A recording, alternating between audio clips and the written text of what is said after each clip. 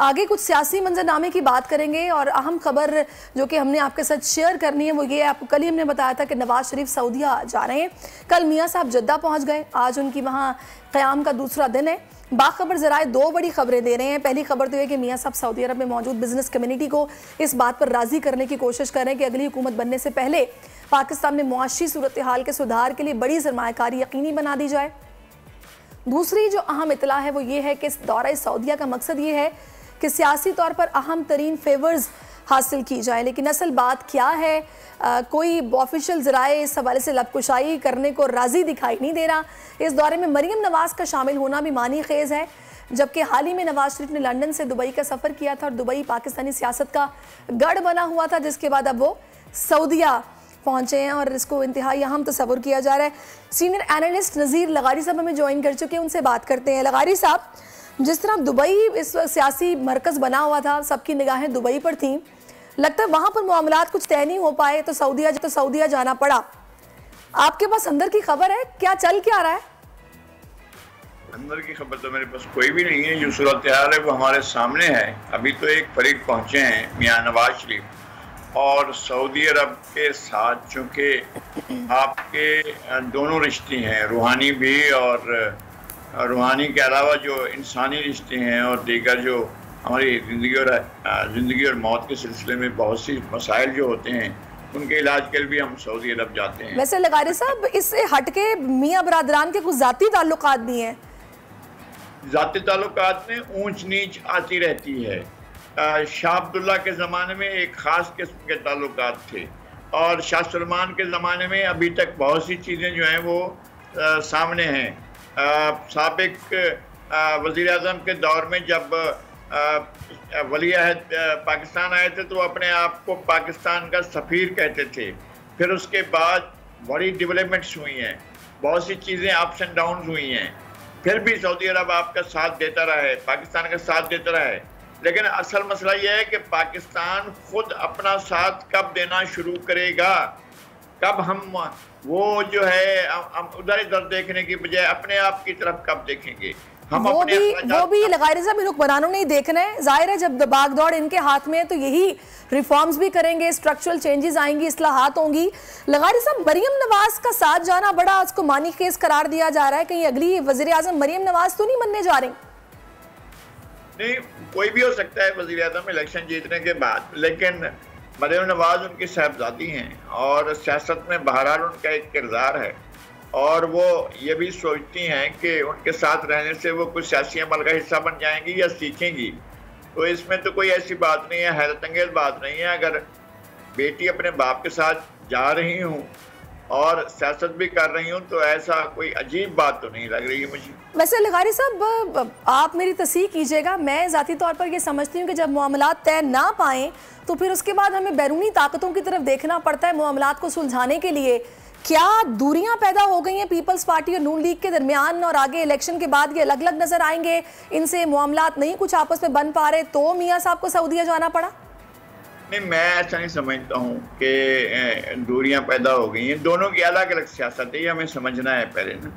दोनों के नज़रियात अलग हैं, दोनों के तस्वुरात अलग हैं, दोनों का पाकिस्तान के बारे में विजन अलग है, और दोनों के अपने अपने हल्काए इंतखाब हैं।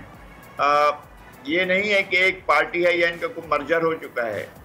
अगरचे पाकिस्तान की बेशतर सियासी जमातें एक जैसी सियासत करती हैं, लेकिन ऐसा कोई बात नहीं है कि जनाब दूरियां पैदा हो गई हैं। अभी जो कुछ जीबी में हुआ है उसके बाद तो कुछ ऐसे ही जो हमारे सियासी पंडित हैं वो तो यही बातें कर रहे हैं कि दूरियां बढ़ती जा रही हैं। जो जीबी में हुआ वो भी आपके सामने है। तो जीबी में जो हुआ है वो इस तरह से नहीं होना चाहिए था। अगर वजीर आजम को नाहल करार दिया गया है तो फिर अगर उनकी पार्टी या उनकी पार्टी के मुंतखब मेंबरान कोई और वज़ीर आज़म लाना चाहते हैं तो उनको मौका मिलना चाहिए। ये तो नहीं हो सकता ना कि 3-4 या 4-5 अरकान की जमातें जो हैं वो अपने वज़ीर आज़म लाने की कोशिश करें, तो ये वैसे भी ठीक नहीं है। तो मेरे ख्याल में इस बात पर कोई ऐसा इशू नहीं हो सकता है। जरदारी साहब ने तो खुद इस बात को कहा है शायद कि वो अगरचे उनके साथ ये कमिटमेंट थी कि गिलगित बल्तिस्तान और कश्मीर पीपल्स पार्टी को मिलेंगे, लेकिन उन्होंने ऐसा नहीं किया है। ना तो कश्मीर में पीपल्स पार्टी की हुकूमत बनी और ना वो चाहते हैं कि गिलगित बल्तिस्तान में हुकूमत बने, बल्कि वो चाहते हैं कि वही मेंबर जो मुंतखब हुए हैं वही। सब आखिरी सवाल है, मुझे ये बताइएगा, ये जो इस्तेहकाम पाकिस्तान पार्टी है, ये नून लीग के लिए चैलेंज है या फिर पीपल्स पार्टी के लिए आगे आने वाले दिनों में? मेरे ख्याल में अपने लिए, खुद अपने लिए एक चैलेंज है। वो ना तो सोलो फ्लाइट का सोच लिया है। पहले तो 36 सीटें मांग ली है इन्होंने सीट एडजस्टमेंट में नून लीग से, वो कह रहे हैं कि 36 तो क्या, हम 6 भी नहीं देंगे आपको। नहीं, मैं यही समझता हूँ कि वो खुद अपने लिए चैलेंज है और उसका कोई ऐसा ग्राउंड नहीं है। उनके पास सीटें जीतने वाले जो हैं वो ऐसे कोई बड़े मेंबर्स नहीं हैं जो सियासत में इमरान खान के साथ आए थे और उनके ही साथ चले। लगारी साहब, मुझे क्योंकि टाइम बिल्कुल ख़त्म होने वाला है, आखिरी बात आपसे पूछूंगी, हाँ ना में जवाब दे दीजिएगा। बड़ी जमातें ऐसी हैं जो वजूद में भी आई और बस बन के ख़त्म हो गई, इसका भी यही अंजाम आप देख रहे हैं या फिर ये चलेगी जमात? मेरे ख्याल में चलना चाहिए, जमातों को ख़त्म नहीं होना चाहिए और लॉजिक वो करना चाहिए। ऐसा नहीं है, उन्होंने वो रास्ते अख्तियार करने चाहिए जो पाकिस्तान में सियासत के रास्ते हैं।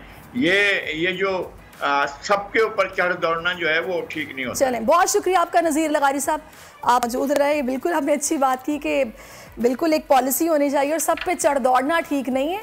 सियासत जिस तरह होती है वैसे की जाएगी तो उसके सम्राट भी आगे चलकर आपको मिलेंगे, लेकिन अलबत्ता इस सिचुएशन में चैलेंज ज़रूर है नून लीग के लिए भी, पीपल्स पार्टी के भी, इस्तेहकाम पाकिस्तान पार्टी। बड़ी ईद की बड़ी खुशियाँ, बोलने निभाई अपनी सहाफती जिम्मेदारियां। कराची में ईद उल अज़हा के मौके पर लियाकताबाद टाउन ऑफिस के साथ ही आलाइशों का ढेर लग गया है। सिंध सॉलिड वेस्ट मैनेजमेंट की टीम भी वहां पर मौजूद है। बड़ी ईद की खुशियों में भी बोल रहा सबसे आगे, सफाई मुहिम के लिए मुतालिका इदारों तक पहुंचाई आवाम की आवाज। अगर मैं आपको दिखा दूं इस वक्त मुनाजिर तमाम गाड़ियां जो इस वक्त है यहाँ पर, तमाम जो कलेक्शंस हैं, जितनी भी आलाइश हैं उनको यहाँ से उठाया जा रहा है और लम्हा बा लम्हा की खबर से रखा आवाम को आगाह। और मैं मुख्तलिफ मकामात पर आलाइशें जो है वो हमें सड़कों पर दिखाई दे रही थी, लेकिन उसके बाद जो LWMC है उनका अमला जो है वो उसके बाद फील्ड में निकला और उसके बाद आलाइशों को हटाने का सिलसिला जो है वो शुरू कर दिया गया। बड़ी ईद की ट्रांसमिशन 57% आवाम ने देखी बोल की स्क्रीन पर, क्योंकि बोल है पाकिस्तान का नंबर 1 न्यूज चैनल। सब्सक्राइब करें और बेल दबाएं ताकि कोई खबर रह न जाए।